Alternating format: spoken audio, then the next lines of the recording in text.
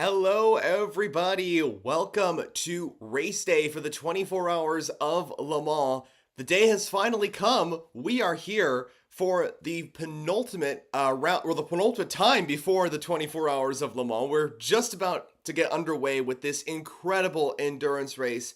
We've been waiting for the entire year for this event, and finally, it's come. It's come. I mean, I can't imagine the excitement that all of you are sharing with us today on race day for the 24 hours of Le Mans. 62 cars are lining up on the grid, and there's just so much to look forward to.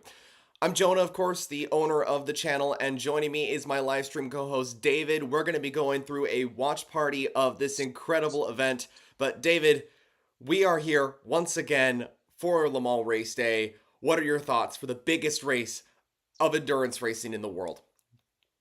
Well, this is like Christmas to me. I mentioned this so many times. This is the greatest moment of the year.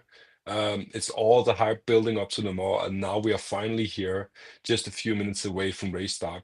Yes.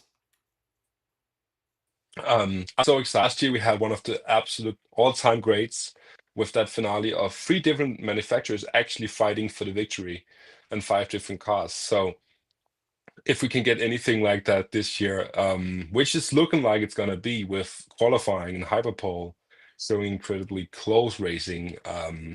So I'm excited. I hope to see a great 24 hours and close racing right onto the end, like we had last year.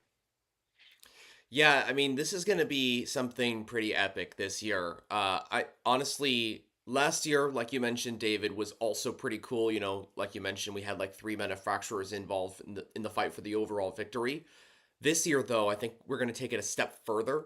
And I think that while you and I streamed last year, I think this is our second time streaming Le Mans. We were really hyped about that event in 2024, and I think the same can be said about 2025, but at an even greater extent, considering what we saw in qualifying, considering the hype coming into this race, considering just everything, all the factors are making this specific 24 hours of Le Mans one of the all-time greats. And I know that a lot of people say like, oh, each of them are an all-time great, but this one in particular is looking to be pretty good. I mean, considering what came out of qualifying and hyperpole, wow, wow, wow. The top two cars, as you can see to the left-hand side of the screen, are Cadillac V Series R. The first time that Cadillac has qualified on pole position for the 24 hours of the mall. The question is, can they hold it to the end of the race? And to be honest, it's looking kind of unlikely considering the fact how competitive these cars are today. There are so many competitors for the win. You have the likes of Porsche, who are much quicker than the past. BMW once again have brought a very fast car to a WEC event, and then of course we have the former winners of this event, Ferrari, A of Corsa. They are looking to be not as fast as they were in 2025, so that could level the competition, but I wouldn't rule them out for a potential win today. Toyota Gazoo Racing, never count them out from a solid result. They have a car starting towards the back of the grid. The number 8 is starting in 10th. So they didn't have a perfect hyperpole and qualifying, but they're still looking pretty good. I mean, there are so many things to look forward to in this event, and I can't wait. I cannot wait for Le Mans this year. It's a crazy race always, and as you mentioned, Cadillac starting 1-2. I also just want to mention it's almost this like opposite of what we expected. Right. Porsche looking not great, honestly, in the WEC season so far, Yeah. and Cadillac the same. All of a sudden, starting 1, 2, 3, for the biggest race of the year. So a lot of stories and a lot of unknowns, like we always say when building up to the mall. But honestly, it's 24 hours. We saw last year Toyota, the number 7, starting at the back of the grid and actually finishing second of in the race. So qualifying is one thing and the race is a different thing, of course. But an interview I listened to with Michael Christensen saying Mm. that it's good to start at the front, clear air, not as big of a risk at the start, because of course the start is immensely important True. for the next 24 hours, because you can lose the race in the start. You can't win it, but you can lose it really quickly at Le Mans. And I mean, that's a great example of that is Audi back in 2011, of course, only half an hour into the race, and the number three R18 TDI crashing out. So True. it's a long race, a lot of unknowns, and right now we have so many different manufacturers and cars fighting for overall victory, something that we're not used to. I mean, we have had it last year and the year prior to that, but it has been normally it's one or two manufacturers fighting for world victory, and now we can all of a sudden talk about five different manufacturers actually having a chance of winning this race. So, and the next years to come. I mean, you mentioned that right now it seems like all the years are an all-time great. It's kind of true, but also we just see more and more manufacturers We joining do. in, and they aren't just joining in to be at the back of the grid. They are fighting for victories, all of them. So um, a crazy era of motorsports right now, and throughout all the three classes, we have close racing from top to bottom, and everybody can have a chance of winning. I completely agree and echo your words there, David. And I think that in this race specifically, we're going to get one of the greatest fights in all three of those categories. So we'll wait and see. Now, viewers, there is a few things I want to mention. First off, the race is starting in just about 11 minutes time from saying this. We are just about to get underway for the 93rd edition of the 24 Hours of Le Mans in the World Endurance Championship. This is a stream that's not covering the official broadcast. You can watch that by going to FIAWEC.tv. However, it is a subscription based platform. Also, it could be geo blocked in your area as well. For example, I'm in the USA, so I watch it on the HBO Max streaming service because the FIA WEC TV does not work for me. To the side of your screen, you have us on the right hand side. To the left hand side, you have the live data. This is for the hypercar class. This is all 20 entries. And the only car that is not in this field that's a hypercar entry, that's not in this top 20 list I have here, um, is the number 6 Porsche Penske 963. Now, this car did advance to Hyperpole, but it was disqualified following technical inspection. This car will start at the very back of the grid. Very reminiscent to what happened to the number 7 Toyota. Of course, a very different situation, but it starts pretty much in the exact same position that the number 7 car did. Watch out for the Porsche. The 963s looked pretty quick, and with the 5 and the 4 starting at the front, I expect that number 6 car to come through the field. One other thing I want to mention is thank you all so much for your support. Last year at Le Mans, we had a record amount of viewers that joined us throughout the stream. We've already smashed that record. We're almost to 1,000 live viewers. That is incredible to witness. I am just astonished by that. As of right now, 874 live viewers. So thank you all so much for your support. And it just shows the value of the Le Mans 24 hour and just how much excitement is heading into this incredible endurance race. One of the big questions for me, though, heading into this race, and I think probably one of the biggest questions for everybody, is revolving Cadillac. I mean, can the V Series R entries, can Hertz Team Jota, Whelen, or even Wayne Taylor Racing pick up a win here at Le Mans? Cadillac have been trying it for so many years. Last year, it didn't really go as planned. Qualifying was really, really good. It didn't really go super well in the race. They were competitive, those LMDH cars from the American brand. But as an American citizen, as a Cadillac fan, I would like to see the V Series R do well. But they have some serious competition for this win today. We'll see how it goes. But yeah, just really excited for this one. Great to see so much support in the comment section here on the live channel as well. By the way, we also have a second live stream going on. That's the starting grid. If you want a full rundown of the complete starting grid, go over to that stream. It's going to be ending soon because we're going to get underway in just about 8 minutes time. The cars are actually going out on their formation lap. And before I hand things back over to you, David, I want to mention the pole sitters for this event. The number 12 Cadillac Hertz Team Jota. It's on top. Alex Lynn qualified the car. It's going to be Will Stevens, former F1 driver, that's starting the race from pole. In LMP2, Matthias Besch got pole position in the number 29 TDS Racing Orica, and then finally in LMGT3, surprise, surprise, Heart of Racing, Aston Martin, their number 27 entry was on top with Mattia Drudi going fastest overall. Rossi though put the BMW in third. Ferrari also looked pretty quick, the 21 going into second. And surprise for surprise, Mercedes in the top 5 in Hyperpole. This is going to be just an epic race. I can't wait. Yeah, Jonah, echo your words, and honestly, Le Mans has just already surprised me. Cadillac, I mentioned it before, it was one of the worst performing manufacturers in the WEC before the race, and now they're starting one too. Um, but of course, qualifying is one thing. You can be really quick over one lap here at Le Mans, and it's all also up to if you had traffic on your qualifying lap, and then loads of factors are in when qualifying is going on. When the race is a completely different thing, who can get through traffic the fastest, who can last longest on the tires with as much pace as possible, True. who has the better strategy, fuel planning, a lot of factors play in. And Cadillac last year were in the fight and the finale 2 hours of the race, but it was up to strategy calls. It was final problems coming to the end of the race, something that we saw Toyota also dealing with. So they are in there. They certainly have the pace over one lap, and if they can keep that up for 24 hours, I see no reason why they shouldn't be able to win this race. But Le Mans is a killer. Yep. It takes you and it beats you up no matter who you are. It doesn't care if you're Ferrari or if you're Cadillac or if you're even Aston Martin. You can win or lose on track and off track.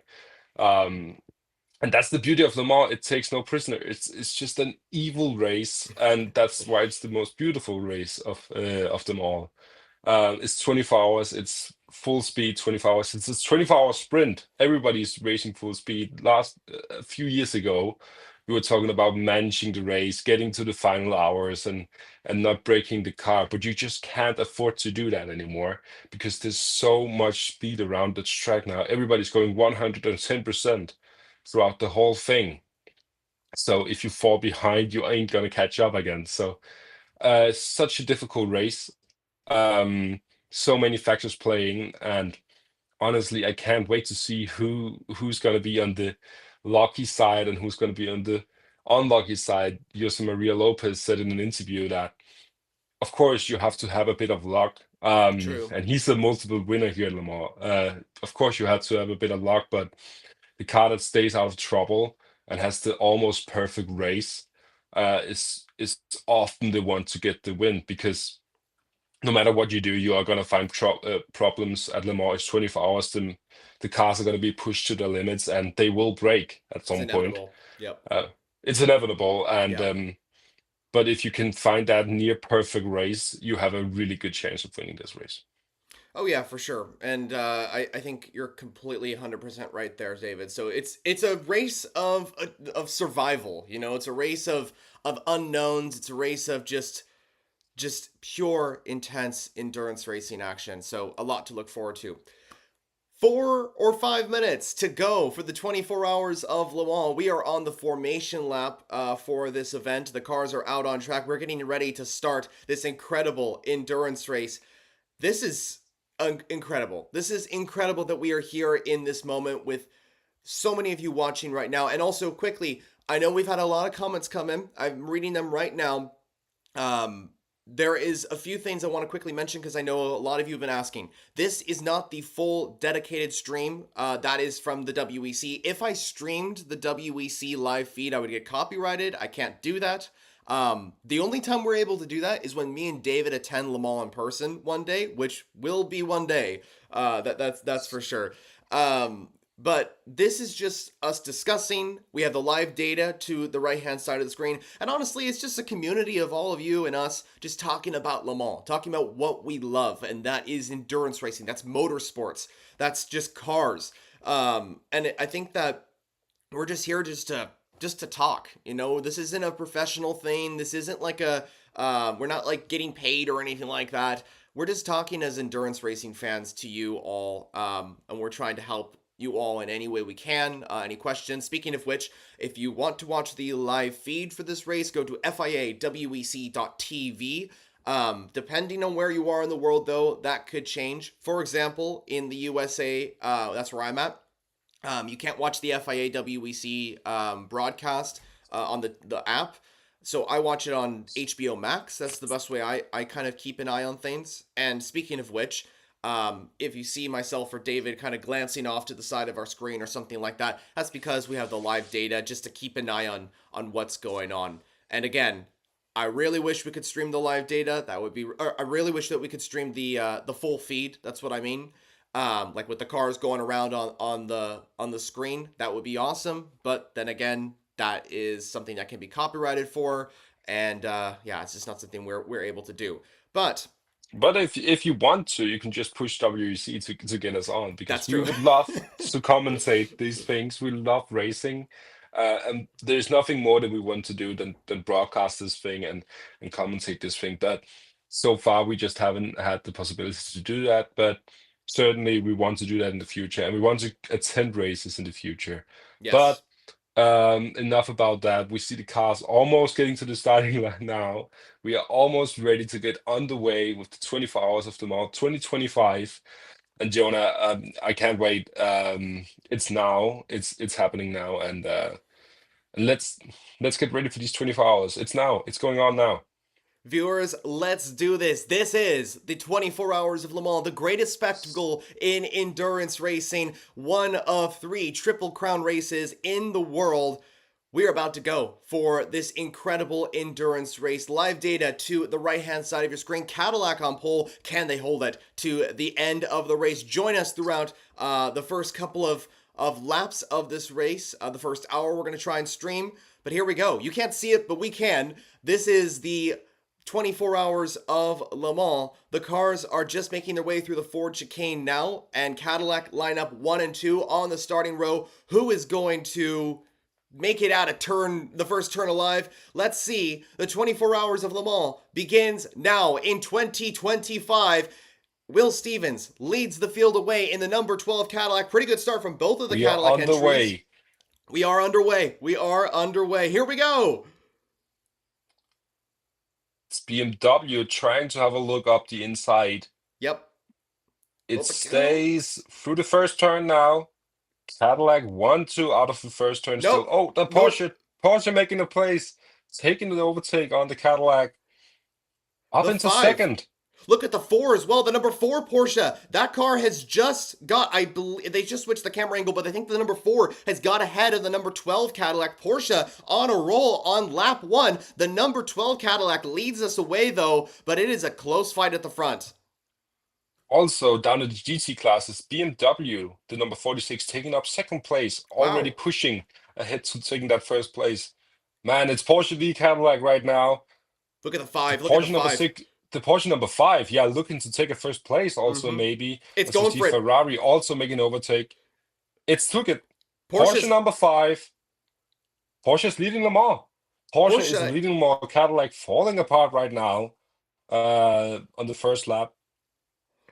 Look at the Also, speed we of the number saw this. 5. We have seen this. Porsche has the pace down the Mulsanne straight. So yeah, this is where Porsche is going to make up the places. But what a start for the number 5, man! From third to first in a couple of corners.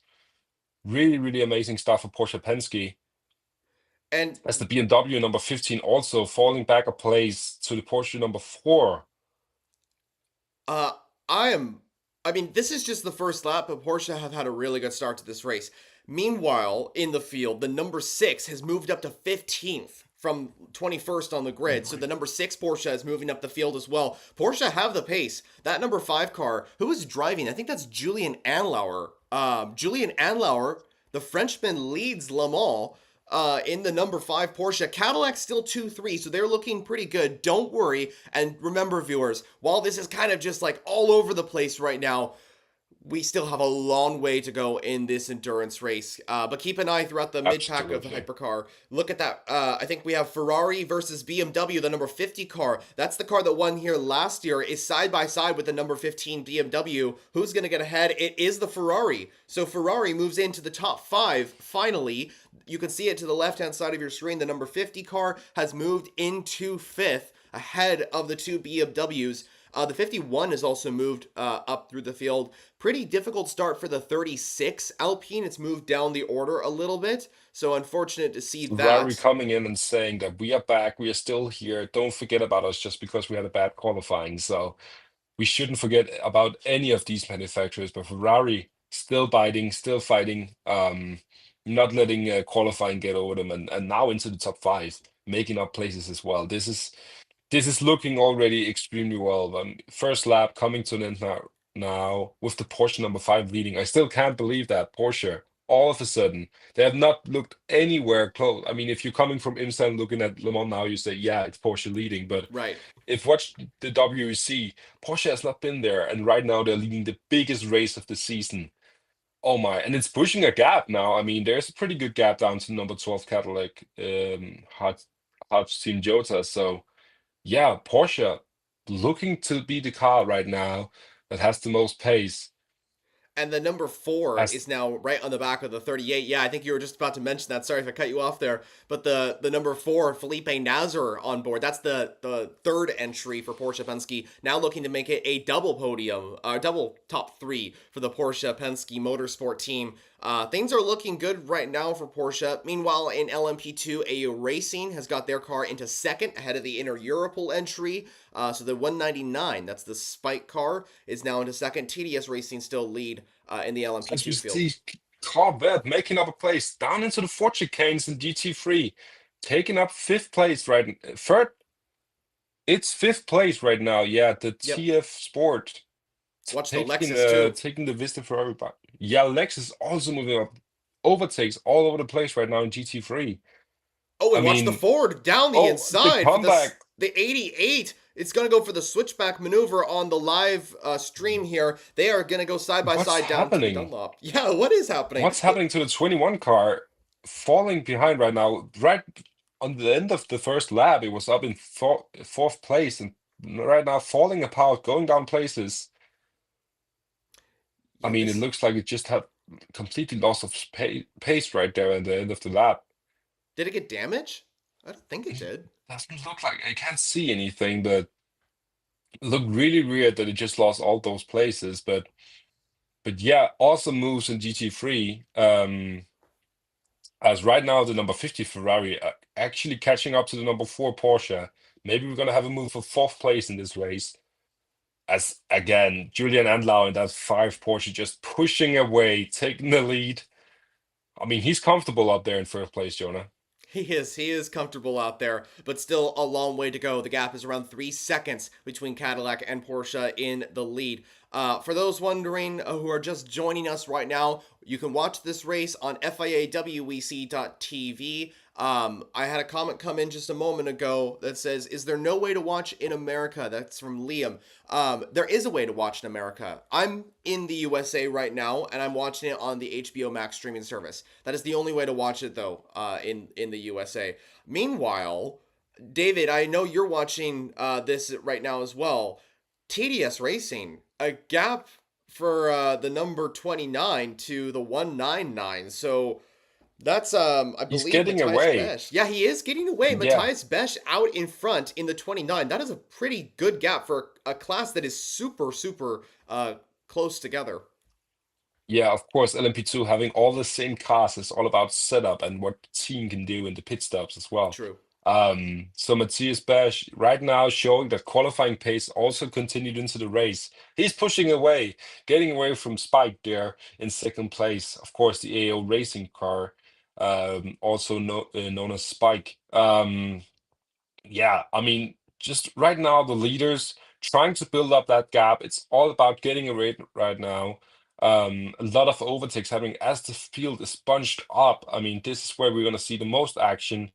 And then, of course, later on, if we get a safety car, we won't otherwise see these cars as bunched up. So right now, It's really about just getting into a groove and trying to make overtakes safely because it's a long 24 hours ahead. But they True. aren't holding back. They're going for moves in crazy places and overtaking each other. Also, Toyota right now not looking like Toyota they normally are. They're down the grid right now, not having the most pace. I'm interested to see what those 24 hours are going to do for them. This is unlike Toyota normally, but I would never ever count them out. They're going to be back. We mentioned this in the preview as well. Toyota is just an absolutely force here at Le Mans. As I just want to say, Aaron links the Mercedes and GT3 up into third place. That's the podium praise right now. It's crazy. Mercedes were nowhere. Also coming back here to Le Mans for the first time in so many years with their history at Le Mans. So True. right now, be pushing at the top places at GT3. This is amazing for them.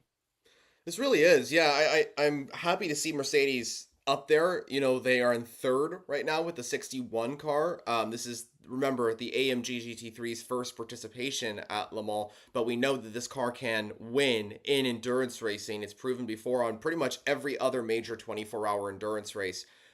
So we'll see how it goes. Also, thank you to Joe who pointed out that Motor Trend channel, the Motor Trend channel, also has it available in America. Thank you so much for pointing that out. I know that a lot of people are wondering where to watch the race. I know it's extremely confusing. I'm trying to make it as easy as possible for folks to understand. I mean, we can try and go through each of the places to stream, but that would take a long time to do.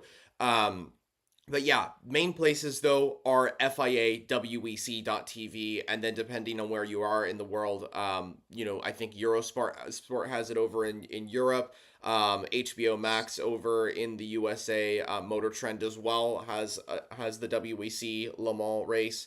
There are a few places. Back to the on track activities, though, yellow flag, and I don't know why that's the case. I'm trying to figure it out. By the way, the 21 Ferrari keeps falling back down the order. It's now being passed by the sister AF Corsa entry. That's the 54 entry. What is going on with the Looks like 21? some kind of problem with that car. I mean, it's right now you have the chance while the field is still bunched up to take it into the pits and make it up, but maybe they're trying to make a fix Could be. from the garage to the car, but seems weird. There's something happening to that number 21 this day, of course, car. Of course, we don't have any information about it so far, otherwise we would have told you, but yeah, really weird. And not the start that they would have wanted after a great qualifying. Oh, hold on a second. A Porsche making a move in the Porsche curves. The That's the number number six six. car. Yep. That's the number six. It's going. It didn't get past though, did it? Yeah, it pulled out of that move into the Porsche curves. That's difficult place to overtake, and you really have to have some balls to make a move into these corners because these are real men's corners, as Al Magnish once said. It's True. difficult to keep up here, but yeah, that Porsche number six car really making up places. Of course, starting from the back of the grid, um, up into third, up to start 13th place, 13th, I yeah. believe so. So yeah, really great start from Porsche in general, just showing that they are here to win this race. They have been here so many times now with that Porsche Penske car and just not had the success yet. So I'm expecting them to wanting to win this race and really having a lot of anger and push to do that this year. Porsche are also going for an achievement that no other team or manufacturer has been able to do, and that's win the Triple Crown of endurance racing in the exact same season. The number 5 Porsche is currently in a position to do that. Porsche, of course, won the 12 Hours of Sebring and the Rolex 24 at Daytona earlier this year. They have a chance now to win Le Mans for the first time since 2017 and give them their 20th overall victory. But there's still a long race to go. You know, we are 23 hours and 48 minutes still left of this event, just around 20 minutes in. And yeah, there's still a long way to go in this endurance race. Porsche continue to lead, though, in hypercar. The two Cadillacs following in second and third. The number 4 Porsche is in fourth, followed by the defending winners of this event. That's Foco Nielsen and Miguel Molina's car, the 50 Ferrari, in P5. So pretty entertaining race so far. Thankfully, no major incidents. I'm sure we will get some sort of incident or two later on in the event. That's inevitable, of course, since it's Le Mans. But yeah, it's interesting to see. Also, we had a comment that came in a while ago, and I just want to point this out here from Dazer, who asked, "Where's the third Ferrari?" If you're referring to the '83 AF Corsa car, the yellow Ferrari, that car is in 11th, so it is in the top 12 right now, and looking to challenge on the number 8 Toyota, which is in 10th. To try and get up there as well. So Ferrari definitely have a strong car here. Maybe it's not the exact strongest car, at least at this stage, but they do have a car that will definitely be in the fight for the win. Myself and David both predicted Ferrari to win. Now, this, of course, was before practice even started, but we still think that Ferrari has a good opportunity to win this race, either with the 50, 51, or 83 cars. So we'll definitely see. And also, as a Robert Kubica fan, I definitely want to see that 83 car win. I think it'd be really cool, considering the 51 won in 2023, the 51 in 2024. I think it's only inevitable. If Ferrari are going to win Le Mans, it has to be their third car, the car that hasn't won Le Mans yet, and the car that has the legendary driver himself, Robert Kubica, the number 83 car that is. So we'll see. I don't know. There's still a very, very long way to go. Meanwhile, the 21 Ferrari continues to drop down the order. It is now being passed by the second of the Lexus entries. That's the It looks uh, weird, man. There's yeah. This some is really problem with weird. that car. Um, it looks like, I mean, we can't see anything with the tires or anything. It seems maybe a turbo problem. That would be something that we have seen normally for the cars when they drop back. It's a turbo problem, and Right. if so, that's really difficult to fix. And and of course, you're trying to manage this as a driver right now, just trying to keep in there and not lose too many positions, not lose too much time, but definitely not the start to the one that they would have wanted. Just to add on to the 83 car, of course, last year having such a great race, being up there, being in the fight for the win, but losing out because of electronic problems at the end of the race. Just a horror ending for them because they were actually looking to be maybe the car to win this race. But of course, problem at the end, and that's what Le Mans does. You can have a perfect race right up into the end, and Toyota will tell you this: you can still lose with 3 minutes left. True. Um, so yeah, Le Mans is just a beast when it comes to that. But so far, no cars out, no cars doing having any problems other than the 21 car losing places. But so far, really clean racing. Even though we have moves in wild places, so yeah, nice to see that they're keeping it clean and close. Yes, absolutely. I think that is nice to see that we've had a pretty clean start to the 24 hours of Le Mans. Meanwhile, the number 6 Porsche has got ahead into 12th ahead of the number 36 Alpine. So Alpine are now in 13th and 14th, if I'm not mistaken. The number 6 has moved into 12th. And then also, viewers, keep an eye on the 311 Cadillac. That's the red Wheeling car. So this is an interesting topic because um a lot of the entries today, oh, I mean, not a lot of them, a few of them, are from IMSA. They've come over from IMSA. Now, some of them may not be the exact same chassis, but they are IMSA entries. So, for example, the 311 Cadillac, that's the Wheeling entry. That car usually competes as the 31 over in IMSA GTP for Action Express Racing. They are heading into their third Le Mans and arguably their best Le Mans to date. Jack Aiken on board that car right now. This car went fastest overall in, I believe it was Hyperpole 1 in the hypercar class. I would not count out Whelen Engineering from this. When I think of a successful race team, I think of Whelen and Action Express Racing. They have won the 12 hours of Sebring. They have been super successful over in IMSA. And for me, when I started watching GTP when it came into the series in 2023, Action Express Racing was the team to watch, considering they were so successful and they would always be up there. And I think that they're starting to prove that they have that pace here in at Le Mans as well. Same can be said for Wayne Taylor Racing, who have brought the fourth Cadillac. Yes, there are four Cadillacs on the grid this year. They brought the number 101 Wayne Taylor Racing car. That's that blue and white entry. It also has that special Mobile One color scheme on it. That team is very, very successful over in IMSA as well. A former Rolex 24 winners, of course, I believe 3 times, if I'm not mistaken. But these guys are heading into their first ever 24 hours of Le Mans, so cut them some slack. They're not going to be fighting for the win, at least right now. That's my prediction, at least. But this is all a learning race for them. Same can be said for Aston Martin and the Heart of Racing. Both the Valkyries are in the event. Great to see the Valkyrie finally at Le Mans. We've been waiting to have this moment since 2019 when the Valkyrie program was kind of starting, and then Aston Martin eventually paused it. It was brought back and announced in 2023 that the Valkyrie will be racing in 2025.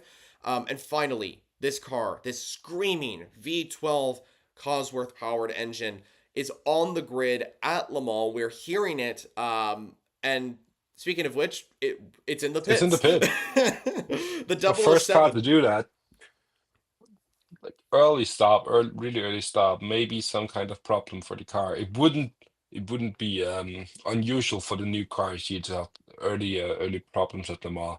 But yeah, they had a really good qualifying, Jonah. They were They up did. there actually in hyperpole. Of course, it was because of the penalty of the disqualification of the number 6 Porsche Penske car. But still, True. having the pace to show they actually could all out qualify a Toyota in qualifying, and I hope to see them finish the race. I think that's their modem. That's what they try to do. Learning race. Of course, not only is the first time we see an Aston Martin here, but McLaren just today unveiled their hypercar to be competitive here at Le Mans as well.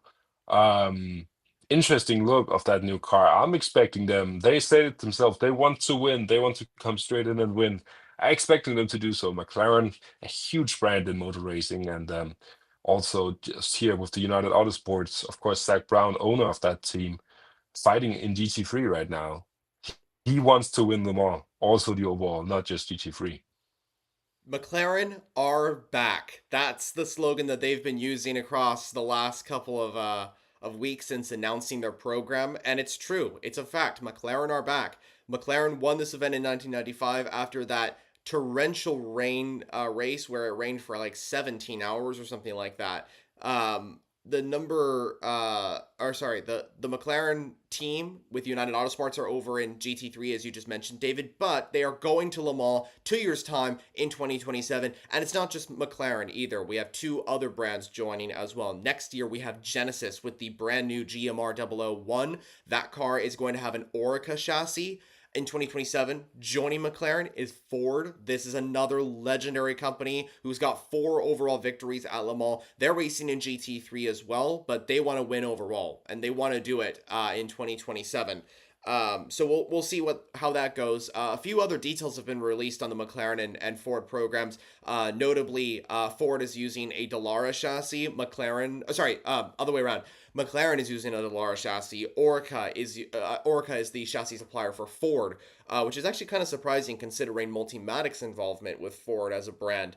But hey, Orica is a great chassis. You know, it's the fourth Orica chassis on the grid. Alpine, Acura, and now Genesis also have Orica chassis. So yeah, that's definitely fascinating. So a lot to look forward to at the 24 hours of Le Mans in the future. But right now, we have to focus on what's going on in this race. And speaking of which, the on-track activities are continuing. The number 50 Ferrari is going through the field. I believe that's Nicholas Nielsen on board that car. As Lexus now moving up into, is that Lexus moving up into third place? Yep, it It is third. looks like it. Yeah, it's the 46 car moving down, falling behind. First Mercedes, not a Lexus car. Cars moving up and down the grid as the number 27 Heart of Racing just pushing away. This battling between the from second to fourth is really making the 27 have the opportunity to move away, and it's doing that. Is that an Iron Lynx Mercedes in second place? It is. That's crazy. Second? Are you kidding me? This car is making its debut at Le Mans today. This is a car that's never competed at the 24 Hours of Le Mans in the race before. Um, and they're in second. Iron Links are showing that this car actually does have some speed. Of course, the BOP adjustments have mixed down around the order as well, viewers. So keep an eye on that as well. But wow, this is an incredible performance from the 61. Keep an eye though, Mercedes do have two other cars in this event, but they're down the order. So it doesn't necessarily mean that Mercedes have like the overall fastest car in LMGT3, but it's still a nice sight to see. But I don't know, Lexus, they have a pretty good car as well. They've been super fast across the whole season. Remember, They're viewers. maybe moving up into second place now into Oh yeah, Indianapolis. That Lexus looks like it wants to. It's right now. pushing for it. It's take. It's making the move. It's trying into Indianapolis. A really difficult corner to overtake, and it's done. It Wow. takes second place. That's 6 places up for the number 78 Lexus. That's a crazy good start from Lexus. Of course, not having the qualifying that we expected. Right, They look right. crazy fast in practice, and now they're showing that that pace wasn't a fluke. It's really really good pace for that number 75 78 Lexus. Um, Maybe going on pushing ahead to the 27 cars to take first place. Also, really right now looking to be the car with the pace. As TF Sport also looking at the back end of that BMW. Just not making the move so already bad. Close fighting in GT3, Jonah. This is Le Mans. This is GT racing at Le Mans. This is lovely to see. Right. And also, um, I just want to point this out. Seven different car makes in the top seven. This is Aston Martin leading Crazy. overall in LMGT3. This is impressive stuff from the LMGT3 field. Lexus showing really good pace, and I was going to mention this earlier, but we got interrupted from the Lexus making an incredible move. This is the last ever race at Le Mans for the RCF GT3. We don't expect it to return in 2026 with Lexus and Toyota introducing a brand new car, likely titled the LFR GT3. So we'll see how that goes. Meanwhile, the hypercar field has catched up to the LMGT3 field. This is multi-class racing at its finest. The number 5 Porsche continues to lead the way for Porsche Penske Motorsport at the 24 Hours of Le Mans. And yeah, Porsche showing that they still have very strong pace. Cadillac showing that they have good pace as well, though. The 311 car is moving up the order. It's got past the number 20 BMW, and I think it's starting to challenge the 15 BMW. So looking to get 3 Cadillacs in the top 6, which would be pretty phenomenal. Also, speaking of Cadillac, David, I want to quickly point out what happened to the 101 Wayne Taylor racing car. That entry's down to like almost last in hypercar. It's 19th. It's fallen behind. I didn't actually notice anything happening. I mean, it was down there with the Peugeots and the Aston Martin fighting already at the start of the race, but True. I don't know, maybe just a bad start that we see that sometimes. And if you fall behind, it's really difficult to make up places if you don't have that much pace in the car. Of course, you mentioned this before as well. It's Wayne Taylor Racing's first time here at Le Mans ever. It Um, is. it's different from qualifying to race start, and just because you're pushing Ricky Taylor is down there right now doesn't mean you can't get up. But it's not the way you want to start. Also, I just saw this Mike Conway in the number 7 Toyota also down there behind the Alpines. It's big teams, it's big manufacturers, of course, Cadillac and Toyota. Down places really far behind where the action is not something we're used to seeing. Oh, and close racing Mercedes is that three Oh, wide almost. through That was line. crazy pulling up. Oh, he takes out the place. The Ferrari makes out the place against a Mercedes as Cadillac, the wheel engineering car, coming to that fight. Oh, it's got This is ahead. multi-class racing. The It's got Cadillac's ahead got the front. the Cadillac. It's got ahead of the BMW. Sorry, I didn't mean to cut you off there. Oh yeah, it did. The BMW is not having pace right now. They're falling behind after a great qualifying otherwise. I think what happened. Well, this is incredible multi-class racing, by the way. The number six has also got ahead of the number eight. The number six is now chasing down the BMW. This isn't. Wow, I'm surprised how fast the number six is caught up to the field. I think this is just multi-class racing. This is what it is. It is. Everybody has a strong chance. Watch the number six car. It is right on the back of the 20 BMW. That car is there. Ferrari also And in the background as well with the 51 and the 83, so they're in the fight too. yeah, yeah, 83 and Ferrari also fighting it as the number 6 makes it up the place against the number Does 20. It takes another place on this charge up the field. Jonah, that number 6 car is driving with anger. Is that Kevin? I think it's Kevin Estra, isn't it? Driving that number 6 car. I think it is Kevin Estra. I'm not Yeah. particularly sure.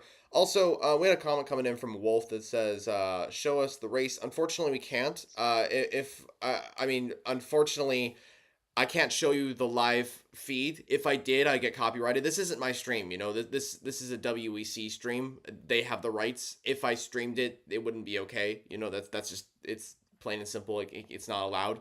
I do have the live data though. That's something I can put out on screen. Thank goodness. So that's the right hand side of the screen.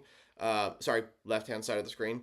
But yeah, that's what we got. But yeah, still a very very intense race here. The multi-class element is still a pivotal factor in this race, and it's just pure Le Mans action. That's what's going on right now. LMGT3 and Hypercar, they are so close. Also, what is going That's on in number the front f- of the field? Is that the four? that's That's number the 4 four. car. That's the number 4 car making a move on 38 Cadillac. That's for third place, Jonah. Yeah, that is a third. That's a battle for third. Also, I wish I could put LMP2 and LMGT3 live data. I'm gonna try and do it for the future streams today, but I don't know if we can get it for this one because it's a very big process. You know, it takes like 15 minutes to get just one little data graphic out on screen. And it wouldn't work right now. I'd have to set it up ahead of time. So for future streams, we're gonna try and do that. Whoa! Oh, Did you see that's the that, David? move. Oh my God. That's the number 6. He's fighting. He just overtook Kevin Magnussen in the number 15 BMW. What a move, man. That's oh God. Jonah, what's happening right now? The number Porsche. six. Yeah, wow. Okay, so viewers, if you're unaware of what's going on, the number six Porsche just like it went around the outside of Kevin Magnussen and I believe a lapped GT car and just got ahead of both BMW. So Porsche is now into seventh, the number six car from starting at the very back of the hypercar field. Um, yeah, and so that's how it goes. Also, just to reiterate, because we had another comment coming in, I can't show LMP2 and LMGT3 as of right now. I would only be able to show the hypercar class, like I said before.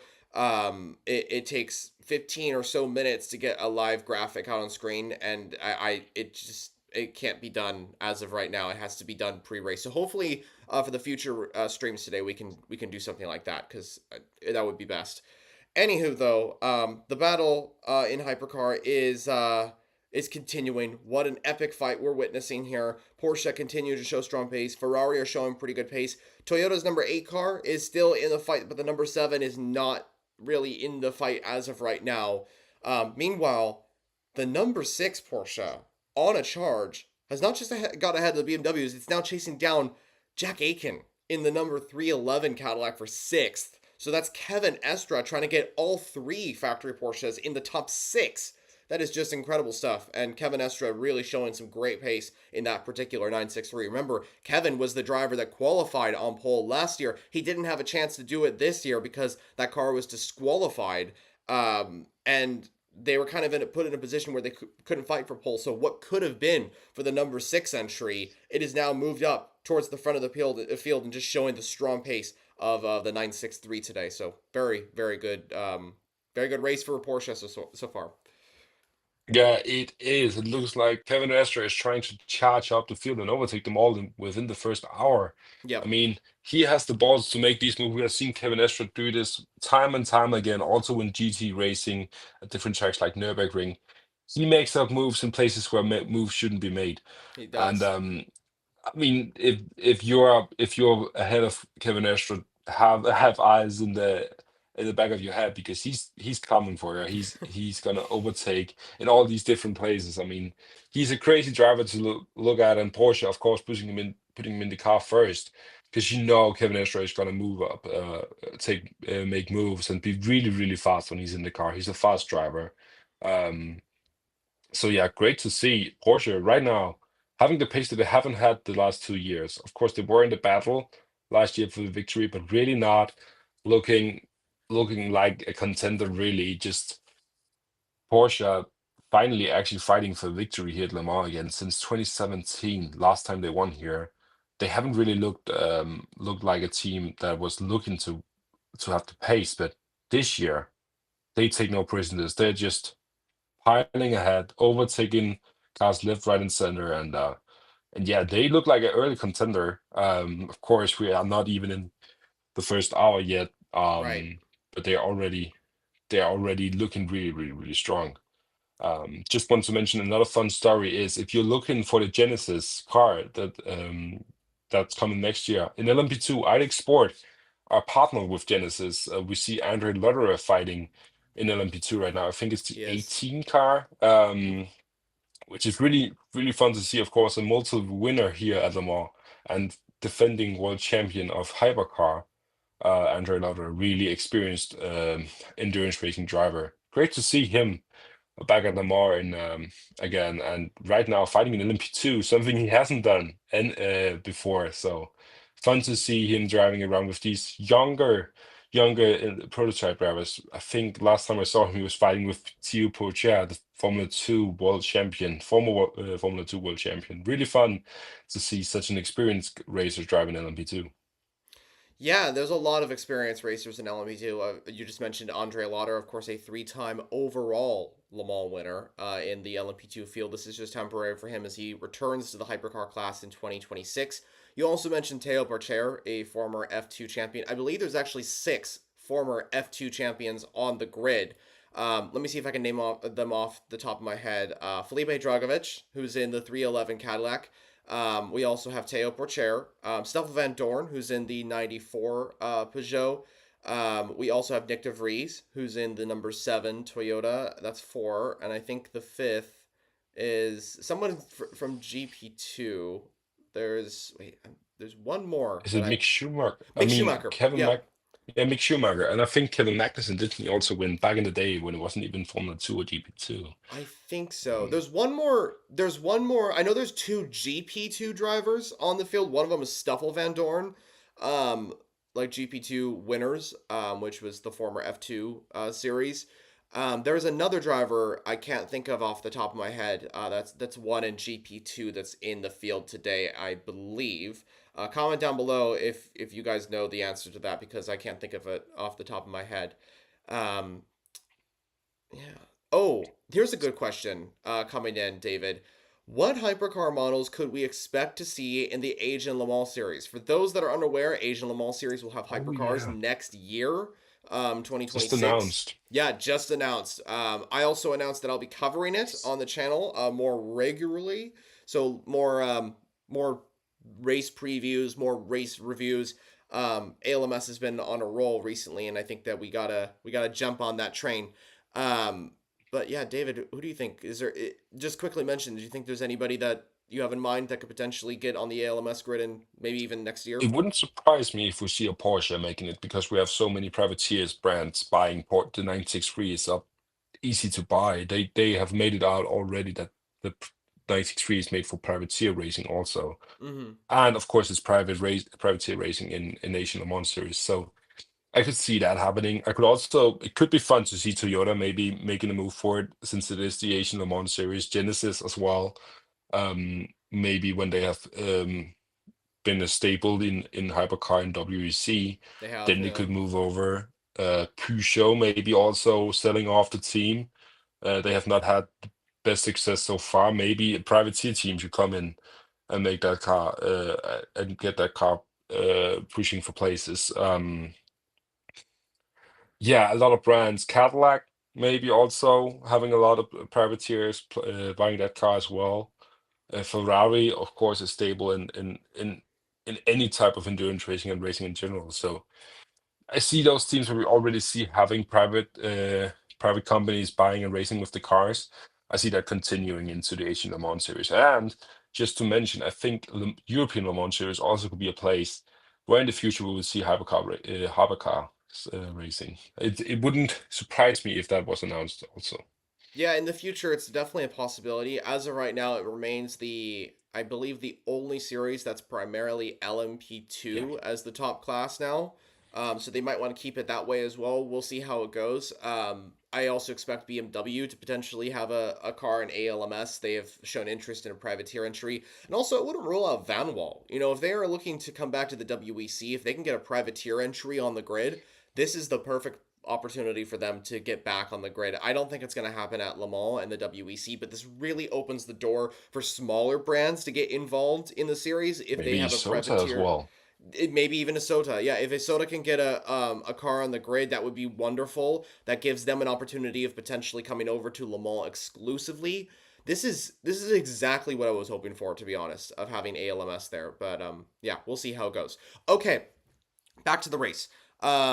We had a comment coming in from Michael a while ago, and he was asking when can we expect the first pit stops, and that is actually going to happen soon in the hypercar field. The energy is super super low for a lot of these entries, and I would expect even one of these entries to come into the pits this lap for a mandatory stop. David, what do you think about strategy here? This is a very critical thing at Le Mans, probably one of the most critical factors at Le Mans, which really defines the race and really defines everything. How is this going to work? Oh, wait, hold on a second. Cadillac, I believe, is pitting. The two Cadillacs, I think, are coming into the pit lane. Um, I was about to say that normally we see it about this 40-minute mark, 50-minute mark, that the cars pile into the pit stops. Just to answer the question really quickly, normally we are talking about cars making the tires last longer. You of course have these full service stops, and you want to limit those as much as you can. Having drivers stay in the car for long periods of time. right. This is of course different when we look at the GT3 cars and the hypercars and MP2s. There's different rulings for drivers, but you want to have limit these full service stops. You want to make the tires stretch as long as possible, have the drivers in as long as possible. Um, I know we, in an interview with Danish television at least, Nicholas Nielsen talked about him staying in the car for the first 3 hours of the race. Um, so Ferrari at least looking ahead, maybe stretching these tires as long as possible. And that is what you need to do. Of course, you want to limit the long time in the pit lane, and for these full service stops, they take a longer time, of course, than just fuel stops. So limited time spent in the pit, and go as long as you can on the tires. As yes, Cadillac. It looks like both cars pitting, and right now Porsche 1-2 with the number 5 and number 4 staying out. Yep, at the moment, the 5 is in the lead ahead of the 4. 50 Ferrari has moved into third. These are the cars that have pit. So the two Hertz Team Jota Cadillacs have pit, as well as the 101 Wayne Taylor Racing Cadillac. The other cars that have come into the pits already include the number 20 BMW from Team WRT, the number 36 Alpine, I believe, of Frederick Makovicky, and the number 7 Toyota of Mike Conway has also come in. Earlier, the 007 Valkyrie we saw came into the pit lane, so that car has still kind of not really caught up to the other entries. The rest of the entries, the top 14, have all stayed out as of right now. So we'll Right now it's the GT3s. Oh yeah. Sorry for No, interrupting. They all no pitting right worries. now.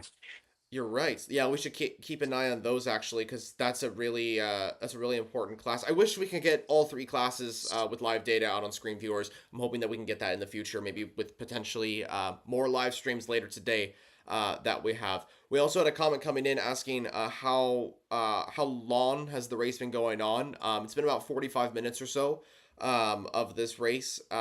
We are nearing the completion of the first hour of the 24 hours of Le Mans. Then we still have 23 hours left. So a long, long, long way to go. No matter what you're seeing out on your screen right now, no matter if it's Porsche out in front, no matter if it's a Ferrari out in front, no matter if it's a Cadillac out in front for the overall win, this could completely change at the end of the race. Who knows? We could even have a Valkyrie leading the Le Mans in the morning. That's how competitive the 24 hours of Le Mans is, and that's how unexpected this race is as well. This is why one of the reasons why We love it. So, David, you mentioned earlier we have a lot of the LMGT3 cars that have come into the pit lane. Anyone that in particular that's kind of standing out to you that's in the pits? No, not really. I mean, the Lexus started, of course, that number 78 Lexus turned into the pit pretty early, but so far it looks like all everything is going in order, just fuel stop so far, other than the Corvette, the IMSA Corvette actually, looking like it's going to take tires as well, really early to change the tires. You want to, again, I just mentioned it, you want to continue as long as possible on the same tire. So yeah, interesting to see them already taking tires, maybe some problem for them, but yeah, nothing really. It's the first stop. Everything looked to be in order, and just yeah, strategy now a part of this race. Of course, it played out a huge and something. Strategy is a fun thing as a race fan because you're not really going to see the result of it before the last hour when everybody's True. made their final stops. Then you're going to see the result of these strategy calls as the leading number five car, or the former leading number five car, Porsche Penske 963, is in the pits for its first stop. Yes, it is. Just to point out on that, pretty much everybody in Hypercar has come in, including the Ferraris that won last year. The only cars that have stayed out are the number 4 Porsche, which now takes over the lead of the 24 Hours of Le Mans, the 83 Privateer Ferrari, and the number 94 Peugeot from Peugeot Sport Total Energies. The number 5 continues to take over as the provisional leader as it comes out of the pit lane. It's in fourth, but it will take over the lead once the top 3 cars come in. Following the number 5 are the 2 Cadillacs. Once again, the Hertz Team Jota cars. They've cycled back to what is likely going to be second and third. My question is, and this is something I'm interested to hear from you, David.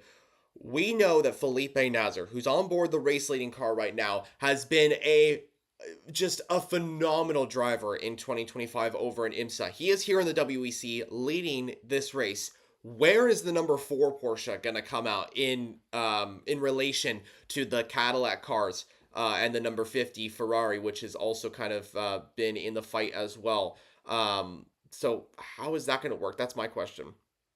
I mean, Felipe Nasr, a great endurance racing driver, of course, also former Formula One driver with True. Sauber, I believe, back in the day. But yeah, he's been tearing it up in IMSA. Of course, Porsche Penske in general has been tearing it up in IMSA, really looking strong. And right now here at Le Mans, it looks like it's the IMSA Porsche Penske version that we have here, not the WEC one. So I would expect them to just push ahead right now. Of course, the four also starting a bit further down the grid, as number six also did, and they have been looking like the fastest car out there right now of the Porsche Penske 963. So I'm expecting them to in not that long make up positions against the Cadillacs. Of course, traffic playing in.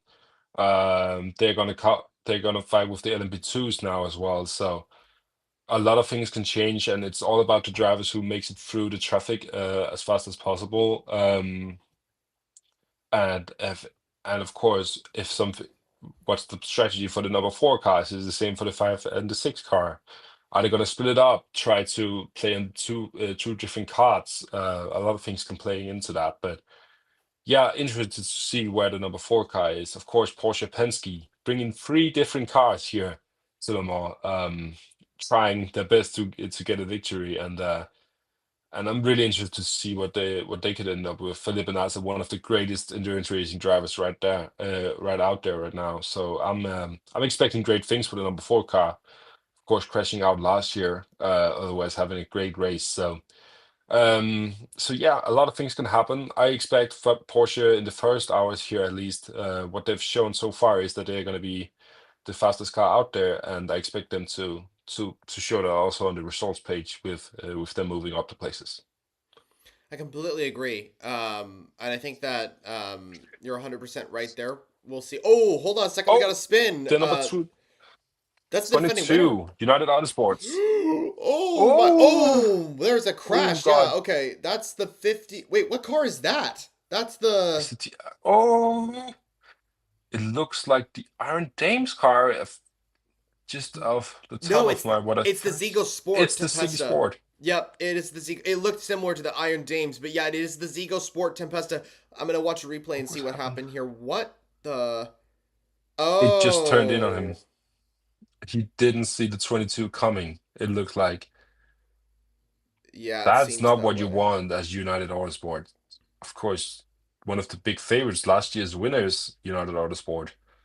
Right, and as well, that car was in contention for the win again. Still a long race to go, could still be in contention, of course. Doesn't seem to be any damage to either entry, thank goodness. The 22 almost hit another LMP2 car when coming back out on track, so that could be a penalty as well. But the fact was is that two cars were in the middle of the track. That's a serious danger for all the other entries. Thank goodness it wasn't a bigger crash. That would have been super, super unfortunate if. Meanwhile, the number 5 Porsche has taken back the lead of this race. The number 4 Porsche has pit, and I believe it's come out in 11th. What the? How did that happen? Maybe a pit for a longer. Oh wait, did it come in and change D- drivers and do a bigger Did it stop? do a full service? That would make sense in terms of splitting up strategies for the Porsche Penske team, Right. trying something different with the number 4 car. What happened though with the 4? That's my question because now the 50 is in 4th, the 6 is now in 5th from starting at the very back of the field in hypercar. The number 4 is down the order. Toyota has now moved. Toyota and Alpine have now moved closer to the top 10. As Toyota's number Alpine 8 is making a now. move on, Oh, yeah, Alpine also making a move. It looks like it has, yeah, changed tires since it has slow pace right now. Of course, heating up the tires takes some time. right. Just got overtaken by an Alpine, It did go for the the number 4 overcut car. strategy, so maybe that's a factor as well. I mean, obviously that is going to be a factor because the undercut is usually better, at least at this stage in this race. But I don't know. Here comes the second Alpine on the number 4, so the Alpine's going to get ahead. Maybe nope. Nazar's going. Oh, Oh, NASA pushed him off there. That's not nice, NASA, but it's NASA as we know him. Really, really, really a guy that's difficult to overtake, and he's trying his hardest to get some temperature in his tires. It looks like yep. it would make sense if he changed tires. That's why he's down the grid, for me, And at here comes least what I Conway. expect. Here comes Conway in the number He- 7. Sorry to interrupt you there, David, but yeah, the number 7 car has now got ahead of the 35 yeah, Alpine and into P13. So another move for Toyota Gazoo Racing with their number 7. That's the car with the red and white livery, the beautiful retro one from 1998 on the GT1 or TS020, whichever version you'd like to call it as. But he's that car, flashing him as well right now. He's flashing his lights, oh, he is. Mike Conway, and it's for me. It doesn't make sense if it's not the tires, for Philippe Nasser right now. The only thing I can get to make sense for why he's down the grid and why he's so slow right now. Yeah, I mean, it does seem like it is tires because I don't think this is an issue with the car. I think this is just how it goes, but this is definitely strategy call. You think that I don't think that Porsche would make this big of a mistake. I think we would hear about it right now. Wait If to the Porsche curves, Philippe Nasser. oh yeah. He's pushing. Oh, watch out for the Corvette as well. There's a Corvette in the middle of the way. That's the AWA red and white Canadian livery Z06. Thank goodness no contact. But yeah, the 4 is still ahead. That's where you, as a GT3 driver, just get out the way. You're not wanting to ruin your race and the hypercars race when you're a sole GT3 driver out there. You Of course they have this in the car, a screen where a warning sign would come if a and what type of car it is that's coming from behind, overtaking them. So yeah, as a GT3 driver, this is really also a difficult skill to manage getting overtaken, but also not ruining any other driver's race. As an interview with Michael Christensen is going on, of course, Michael Christensen driving in the Porsche number 5, the leading car right now. Um, him a former world champion and Le Mans winner in GT3 with Porsche. Yeah, and that's the car that's leading overall. That's his car. Let's see if they can do it. The number 5 crew, that's Julian Anlauer, Michael Christensen, and Mathieu Jaminet, who is also an IMSA winner, of course. We know him from the IMSA world of GTP. Um, Julian Andlauer continues to lead overall in the number 5 car, followed by the 2 Cadillac entries, the 50 Ferrari, and then it is Kevin Estre, I believe, in the number 6 Porsche that is in P5. Remember, this car started 21st and last in Hypercar. It is now in the top 5 as it stands, but still a long way to go. The 311 Cadillac is right behind and closing up. So we'll see how this progresses for sure. Yeah, really close racing right now as the whole field is bunched up still. What I normally talk about at this point in the race is getting into the groove.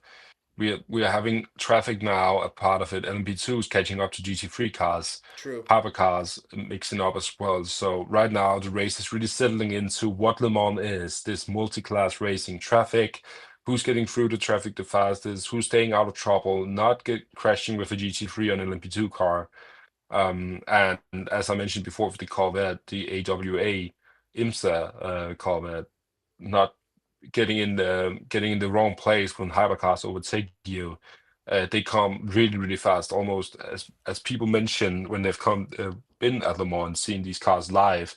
It looks like the GT3 cars are standing still compared to the hypercars. They're so fast compared to the GT3s. So yeah, it's really difficult task for a hypercar driver to get past traffic, but also as a GT3 or LMP2 car driver, not to get in the way of these faster hypercars. True, true. It is very difficult, and that's the beauty of multi-class racing. Whether you're in at Le Mans, at Daytona, at Sebring, at the Nurburgring, at Spa, you know what, you name it. Multi-class racing is a major factor, and it's just it's so interesting. You know, it's just so unique compared to any other type of motorsport. You look at, I don't know, NASCAR, Formula One, IndyCar. You know, it's very different compared to those series or whatever. Um, I want to quickly pay attention to a few of these comments that we've gotten. One of which was from Super Ollie, who says, "Hey Jonah and David, an idea for future streams. Is there a way you can put the track map data on?" Yes, I believe there is a way we can do that. But of course, we can't do it for this one. It's something I have to kind of like set up.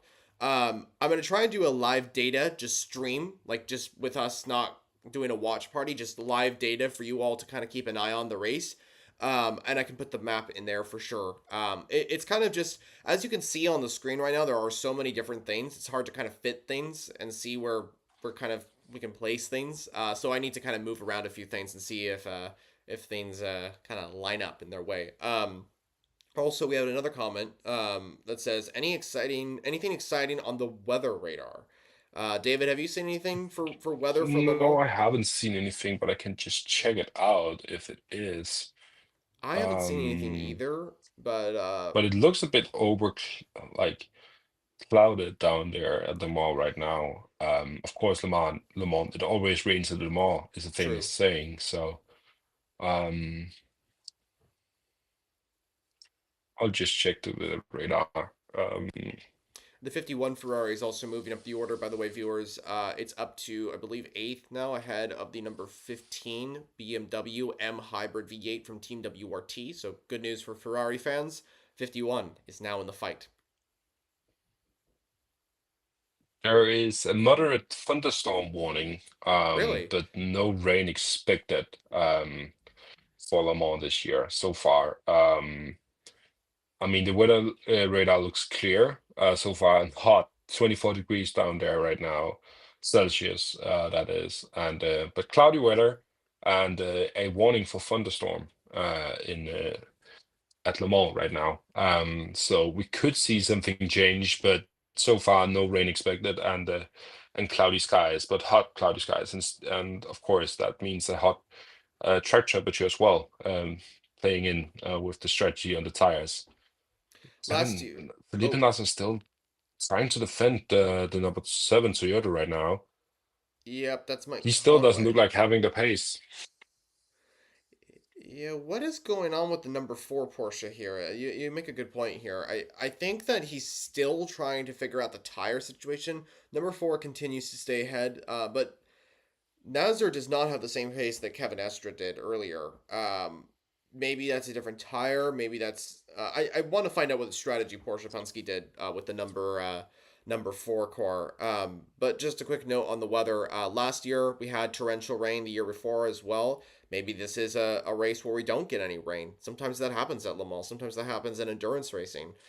Something that I'm kind of hoping for is we don't get crazy weather next week at the 24 hours of Nürburgring. For fans that Yeah. watched the race last year, and David, you and I will know this because we were covering the race when it was red flagged. We only got like 7 or 8 hours of racing. Ooh, Nazar just locked up. Did Ooh. you see that? Yeah, huge slug up into a Nash. Of course, the slowest corner on the whole track. Difficult corner in general, but NASA's struggling with the new tires, it seems like. I think that's what's going on. Something I think it's the something tires. wrong with Felipe Nassa's car right now.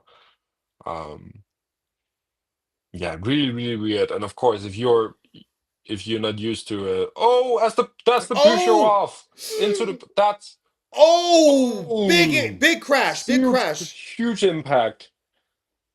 That's the number 94, it looks like. 93. I think it's 93. 94 is right behind. 93 Peugeot.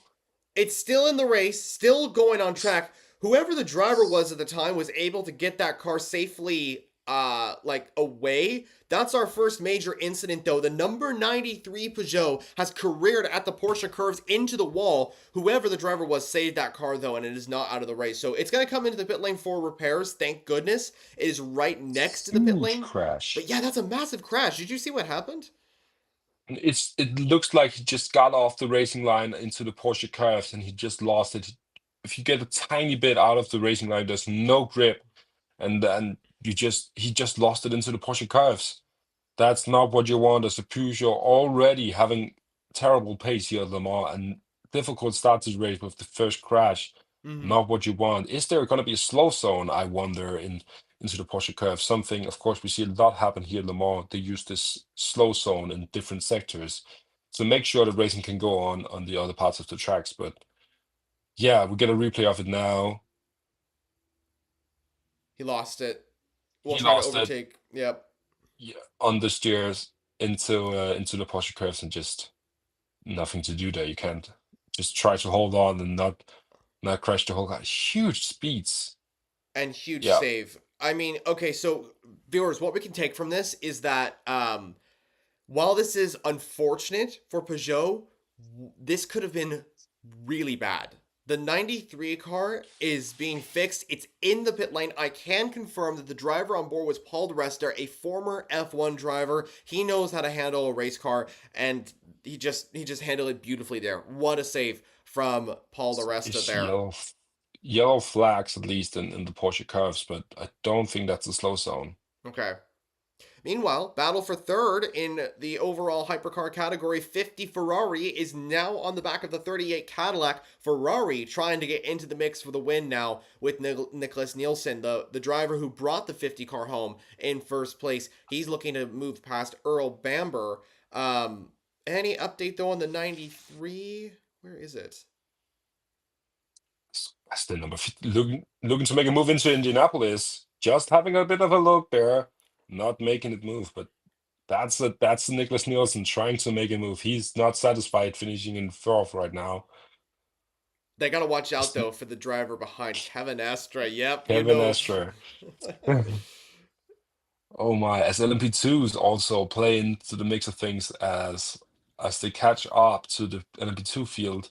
Mm-hmm. Could this be a move into Porsche cars? I doubt it. Nicholas Nielsen, of course, a remarkable driver, but getting it. Oh no, he stays behind. A remarkable drive from him in the last stint at Le Mans last year, nursing that car home with low fuel. Um, Yeah, this is as Kevin Estre, he's just catching up, man. this is a fight between three different car makes: Cadillac, Porsche, and Ferrari. Also, what is going on? Oh wait, sorry, my bad. I thought the number 8 car was moving down the order. It said on the live data it was. Also, we had a comment coming in from Ella that mentioned, I just started watching what happened. Well, it's been a pretty clean race so far. What just recently happened was the number 93 Peugeot did career into the wall. It's thankfully okay. Paul di Resta, an amazing save. So that's kind of the only major incident that's happened. There was a spin earlier with an LMP2, but all cars still in the race, from my understanding. Watch Kevin Estre, Yeah. though, viewers. Keep an eye on him throughout the live data and whatever you're watching on. The number 6 is right on the back of the 50 Ferrari. This is a 3 car fight for the podium position right now. So far for me, oh, as debris is on track. That's into the Porsche car. That's into the Ford chicane. Oh, Somebody has lost a bit of debris into the Ford chicane. That's a really bad place for it to lay. it Um, is. but yeah, just to catch up on the race so far, it looks like it's Porsche having the pace down the Mulsanne straights, and in general, just looking the fastest car out there right now. As the number 5 car is leading by almost 6 seconds down to the number 12 Cadillac Hertz Team Jota. Yeah, really, really close racing at the top end of the hypercar field. Kevin Estre on the radio right now. He has been storming through the field so far, starting last, of course, and now already up. Looking at third place in hypercar, that Porsche 963, man, they know they have gotten the right setup and just the right time. Oh, Here at Le watch the Mans, of 50. course. That's Niklas Nielsen making the move up into that's third place for Niklas Nielsen, defending winner here at Le Mans. Strong move into the last chicane at Mulsanne. Also, we had a comment coming in. It says, Formula Jonah, your predictions on where the Aston Martin Valkyrie will end up. Also, in LMGT3, Aston Martin got P1. Can they maintain it and win the group?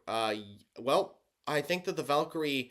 I'm hoping that at least one of the cars survives to the end. This is all about a learning race, and I think David can agree with me. It is a learning race. I think that the car will finish, depending on wherever another entry. I think there's a possibility that one of them could retire due to like some sort of mechanical issue or something like that. I'm hoping at least one of the cars makes it to the end. Obviously, we'd like both of the cars to make it to the end, but maybe in like a P13, P14 kind of thing. I imagine it's kind of something similar to what Lamborghini experienced on their debut in Hypercar last year. So we'll see. We'll see how it goes. Actually, Lamborghini had a pretty good debut. They finished 10th and 13th in 2024.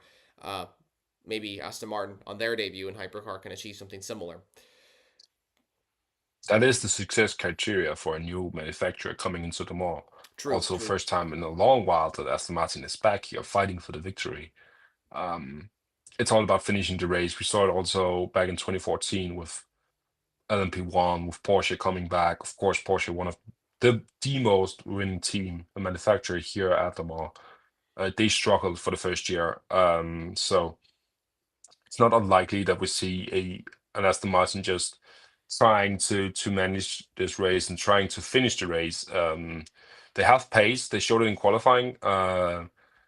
But yeah, as we mentioned so many times, also just in WC in general this year, that Aston Martin is about finishing as many races as possible. This is really, really good test session, almost 24-hour test session for Aston Martin Valkyrie, and hard to find team. But yeah, just a long race ahead for them, and they're trying to finish the race. That's their main goal, in my opinion. That is the goal, yes, for Aston Martin on their debut in the hypercar class and first appearance in the prototype category since 2011, back in LMP1 with the AMR1, the disastrous program, unfortunately, for that car. But yeah, that's how it goes.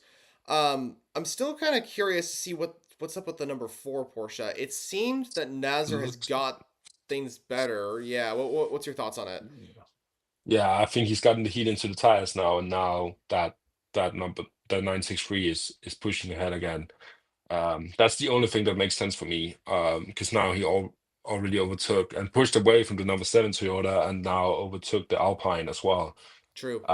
I think was an early stop for tires for Philippe Nasser, and that's why we saw him to the back of the grid right now and struggling for pace early on.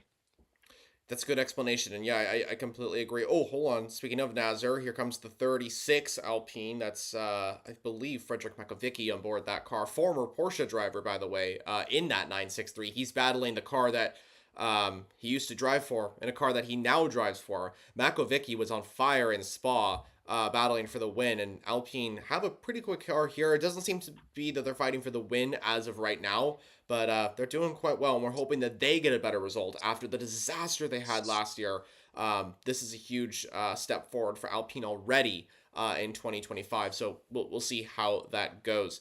Um, Let's quickly mention LMP2 as well, David. I know that we haven't talked a lot about them, but I want to mention that Inter Europol is out on front. TDS Racing has moved down the order, so the Inter Europol 43 car is now in the lead. The 28 EDEX Sport car is also up the order, so that's good for EDEX Sport. That's the team that's in collaboration with Genesis Magma Racing, as you mentioned earlier, David. So good news for EDEC and on their I don't even know how many times they've competed at Le Mans, but it's this is a fairer amount. So the French team back at Le Mans with two cars, and one of them is in the podium positions as of right now.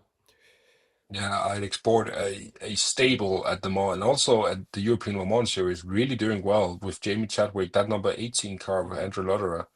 They have been doing really well this year, and I expect a top result for them. Of course, if you saw my predictions, I expect them to win this race actually. They're a bit far down the grid right now, but yeah, E-Take Sport, a great team and stable team. Many of the teams that we see in LMP2 into Europol, United Autosport, E-Take Sport, teams that we're used to seeing at LMP2 at Le Mans here, and they always are to the top of the grid, of course, into Europol. A surprise winner a few years ago, and United Sport, all the defending winners. As oh my, that's a GT3 crash. Oh, it's a replay. Okay, so It's a replay. Keating and Toledo, those are the two drivers.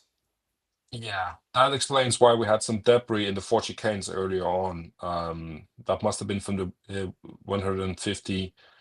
Yeah, Ferrari. Richard Mill, I believe that team is called. Yeah, of course, Mm-hmm. it's a Mill. Yeah, it's the Had a great third. start to the race. Yeah, the 150 has not had a good weekend so far. Unfortunately, this is the third AF Corsa Ferrari in the GT field. In fact, there are, let's see here, seven AF Corsa entries on the grid this year, including that LMP2 entry, the 183. Um, but yeah, Ben Keating in the 33 Corvette made a move into the Ford chicane. Didn't end well for the 150. Spun that car, and as you mentioned, David, that's why we had debris in the Ford chicane. Um, Meanwhile, in Hypercar, the number 6 Porsche is chasing down the number 38 Hertz Team Jota Cadillac. The 311 Cadillac is also starting to join the pack as well, so great to see the Whelan entry in the fight as well. Quickly, want to note something else. We had a comment come in from a captain that says, Captain Overkill, love the name by the way. What happened to the car 83? I left when they were 11th and directly behind 51. Yeah, so the 83 was in the fight for the top 10. Now it is P14. I believe from this is just my opinion and what I think is going on. I don't know for certain. I believe the 83 Ferrari has actually done something similar to what Felipe Nasr and Porsche Penske did and gone for a longer full time pit stop kind of thing. That's why it's further down the order. I believe it's also possible that this car got it did the overcut as well, which unfortunately hurt their race. But I don't know. David, do you have any thoughts on the 83 Ferrari, the yellow car? Well, it could be that it makes sense that it did the overcut together with the number 4 Porsche Penske and changed tires. Other than that, if you look at the time gap between 11th to actually the number 83 in 14th, there's under a second between the cars, and it just takes a bit of traffic, an LMP2 or GT3 car put in the wrong place at the wrong time, and you lose positions that easily. So True. um, I don't think it's necessarily due to a loss of pace. It's just right now the race is so close and everybody is so close together that it's really easy to lose a few positions and fall down the grid. Um, so no, I wouldn't expect Philip Hansen to just lose pace all of a sudden. He's a great driver, and that 83 lineup in general is a really strong lineup. Of course, Schwartzman, Kubica, and Philip Hansen. So yeah, a really strong lineup, and Ferrari. I would expect them to fight for victory at some point. But yeah, close field, and that's why, in my opinion, that you right now would see all cars jumping up and down the grid from 11th to 14th, really. Agreed. Yeah, I completely agree. I think it's definitely interesting to see how this is paying out. we'll see if the 83 can kind of climb up the order here. We'll see if that car can get in the fight. Remember, the 83 was the car in the fight for the win last year, as you mentioned earlier, David.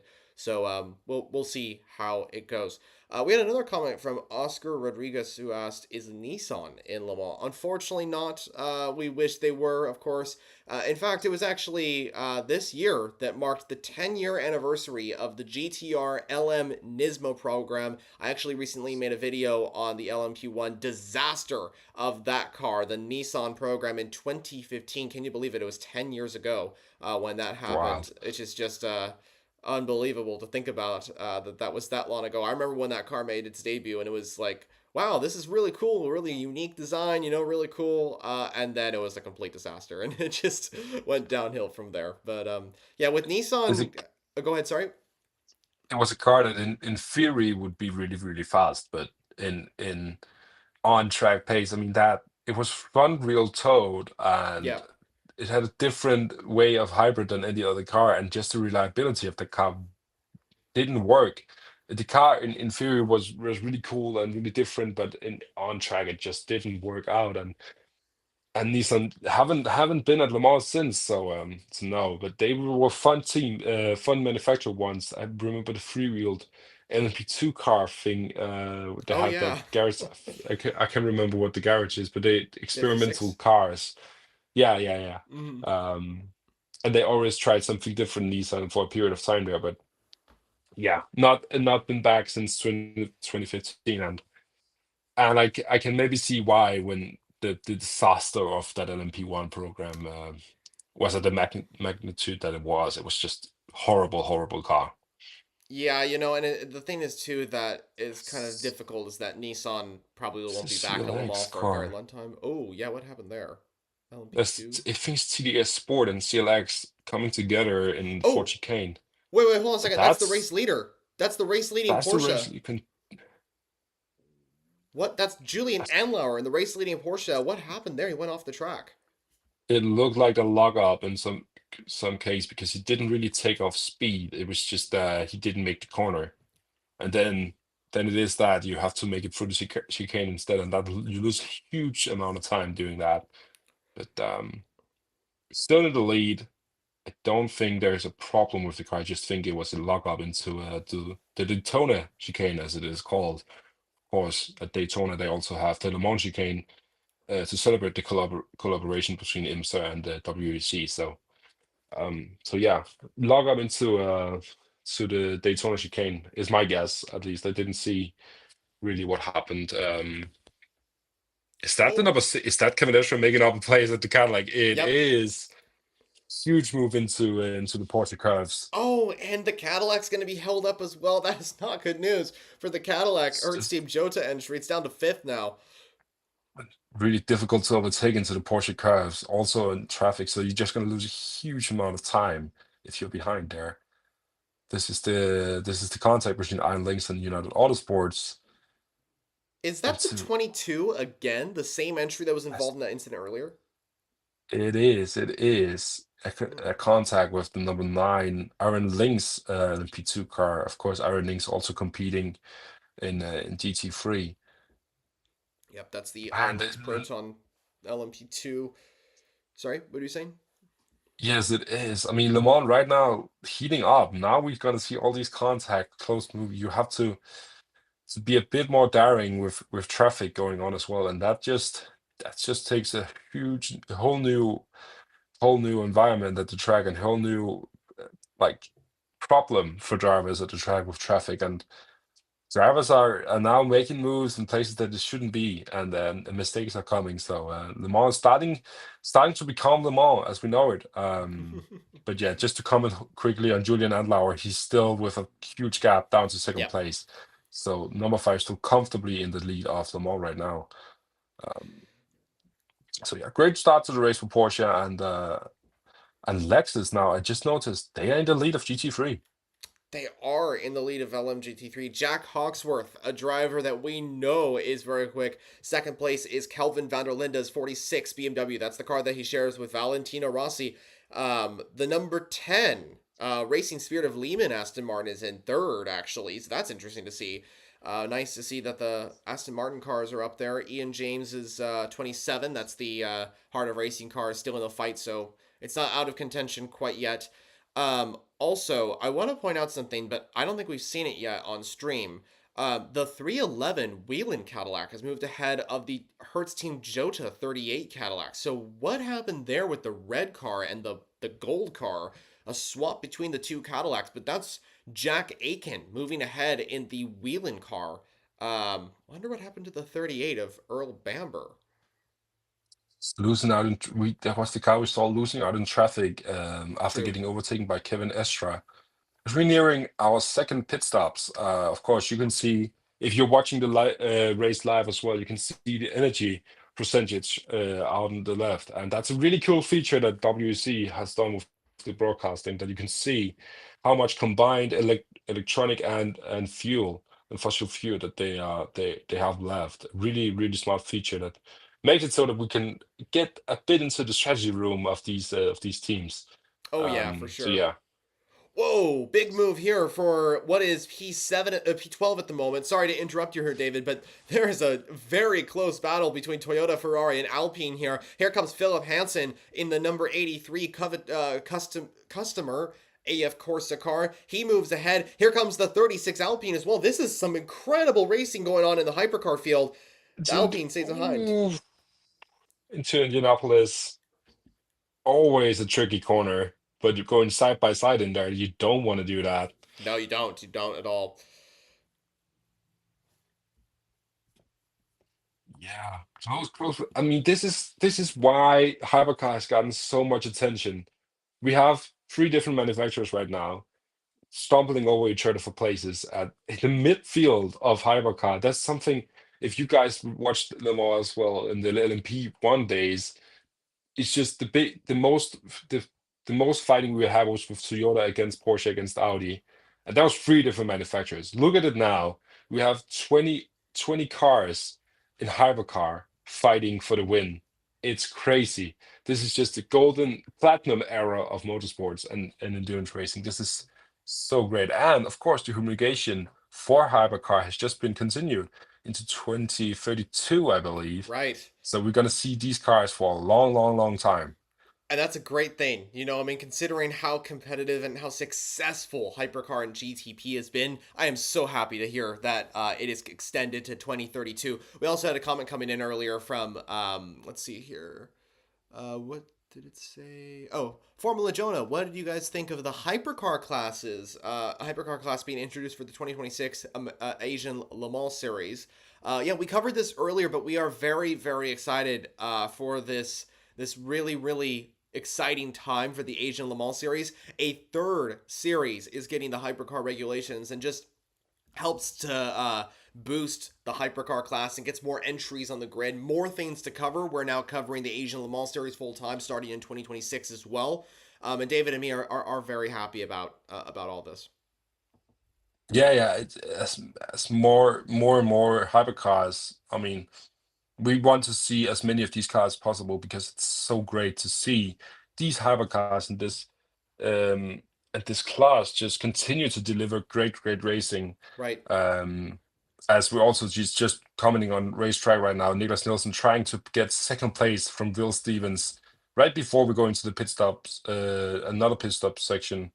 But yeah, just commenting on the Asian Le Mans Series, European Le Mans Series, the Asian Le Mans Series already are famous for having great racing and close racing, and now with Hypercar coming into the Asian Le Mans Series, that would just continue that and make it even better. So I can see this is a great move from Asian Le Mans Series. It's something normally talk about Asian Le Mans Series and European Le Mans Series as the Formula 2 types of championships for WEC. So to see this, it's just a great move, and it makes so that we have even more drivers driving these cars and Mm-hmm. more teams having these cars as well. So yeah, just a smart move from Asian Le Mans Series and something that I know they have been working for a long time, and now it's finally possible. I completely echo your words, and it's really, really neat to see just the progression of this. Also, just to confirm back to on-track activities, the number 83 Ferrari and the number 4 Porsche, we were talking about them earlier, like what different strategies they were going for. I can confirm they did take more energy on the last pit stop.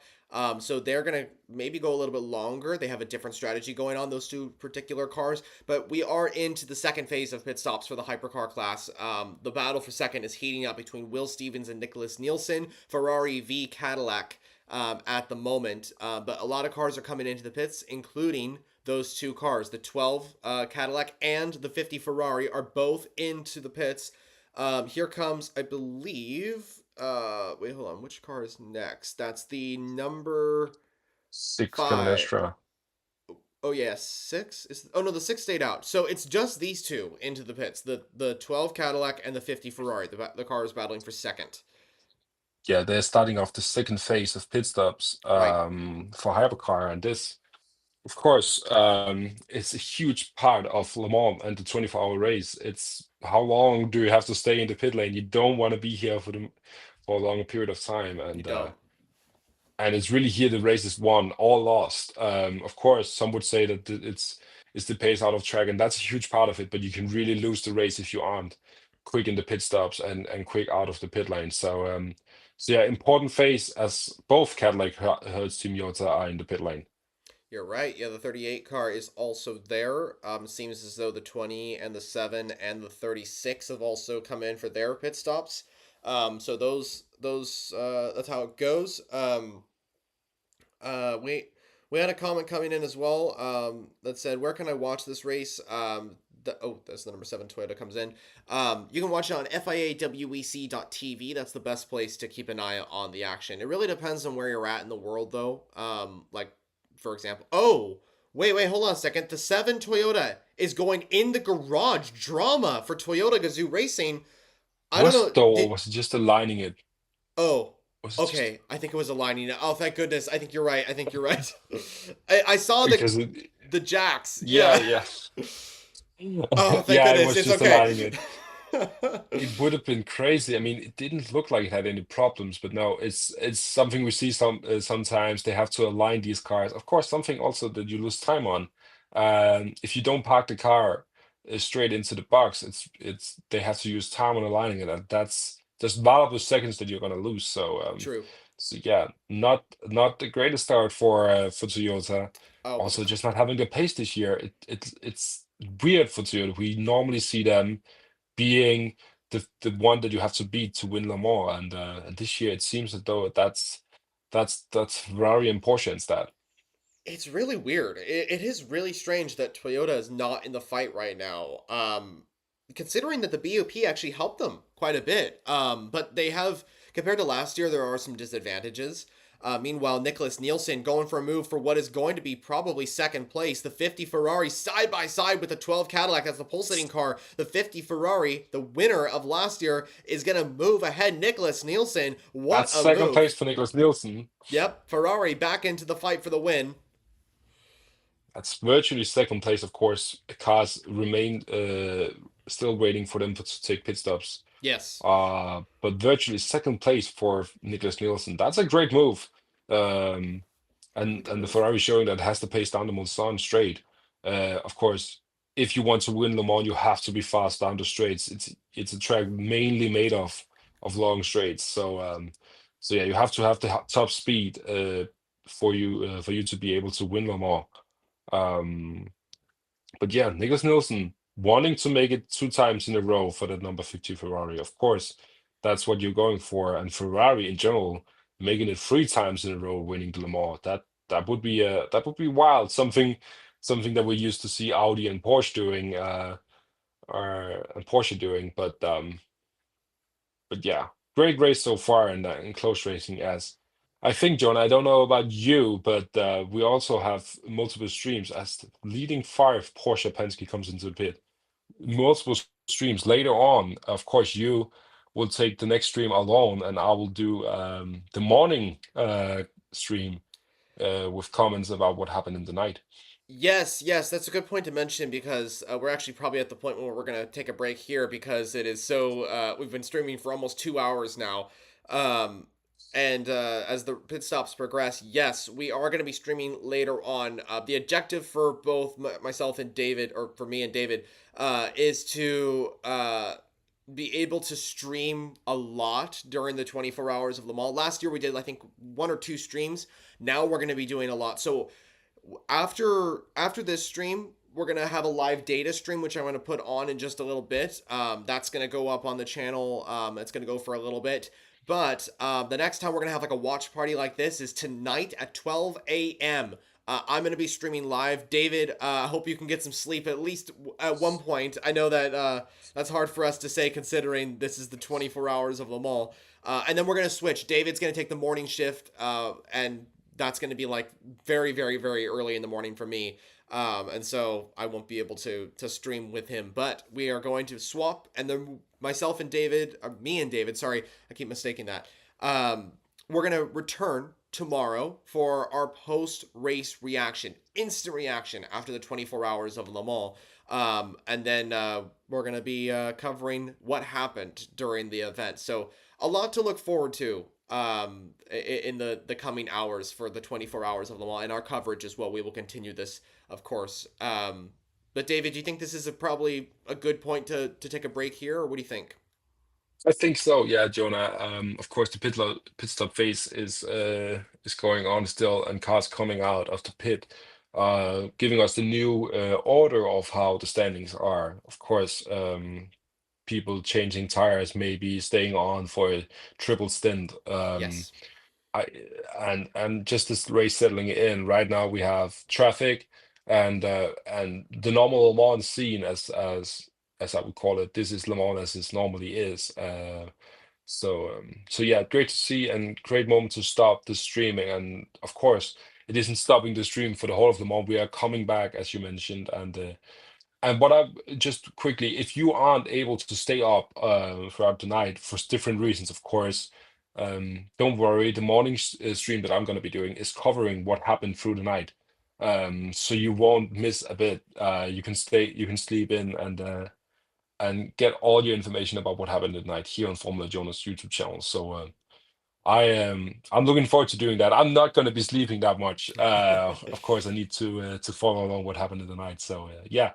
If you are sleeping, don't worry, you can get all the information on what happened through the night in the morning at around 6. That's the time I'm planning on going live with the morning report, or what you should call it.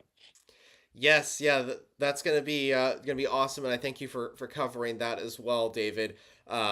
Keep an eye on the next couple of streams that we're gonna be doing, viewers. Next up, for the watch party, I'm gonna be taking the night shift at 12 a.m. local time. So that's gonna be midnight. We're going to be covering what's been going on. David, you're going to be covering what happened during the night as you do your morning report and talk about what's going on in the morning as well. And then myself, of course. Sorry. Me and David will return for tomorrow's race report. A quick instant reaction, no planning ahead, just instant thoughts on what happened in this epic 24 hours of Le Mans. So far, it has been one of an all-time greats, and it will continue to be. So many manufacturers are in the fight for the overall victory. LMGT3 and LMP2 are as competitive as ever, and they will continue to be throughout the rest of this race. But I want to say thank you all so much for joining us on this live stream. We have broken the record on live viewers. We got to a point where we're almost 1,000 live people watching. Now, even right now, we have over 400 people watching, which is just wonderful to see. So I thank you all so much for this wonderful community that you have helped create.